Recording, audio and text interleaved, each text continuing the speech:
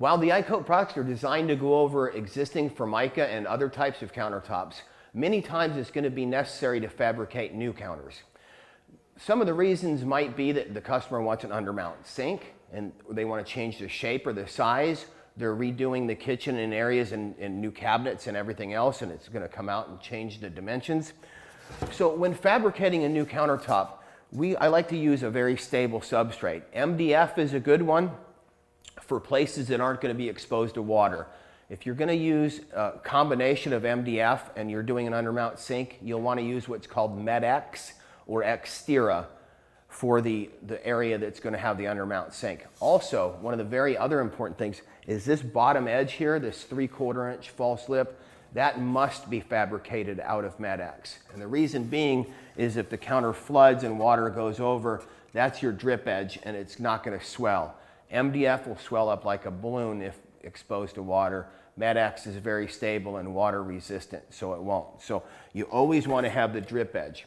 So when making new countertops, you're going to take the cutoffs that you use and just cut these strips out of MedX. Never cut them out of MDF and you'll always know that you're in good shape.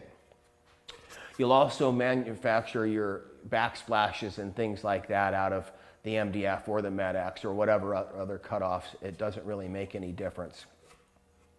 When you're doing bigger tops, you're going to need to put multiple pieces together at times.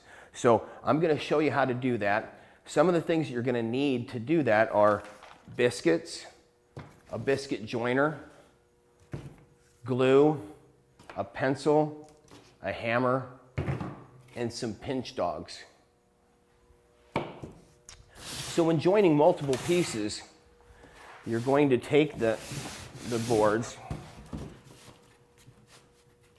that you need to join, put them together, and you're going to put a pencil mark where you're going to install your biscuits.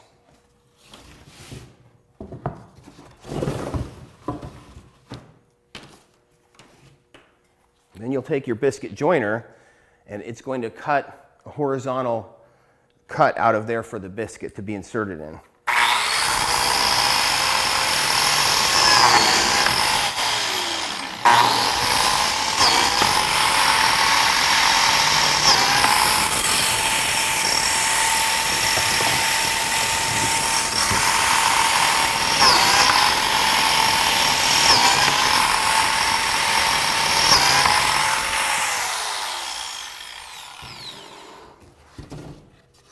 You'll see the cutout here for the biscuit.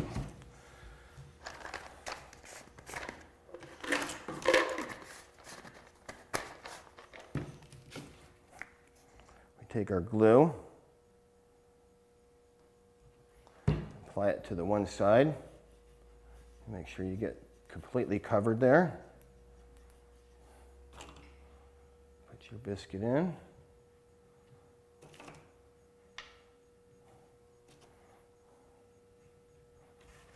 You're going to do exactly the same here. We want it completely covered with the glue.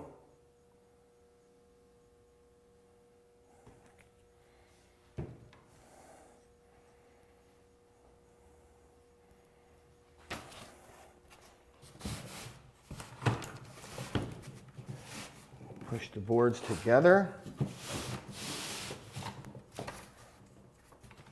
And then we're going to draw them tight with the pinch dogs.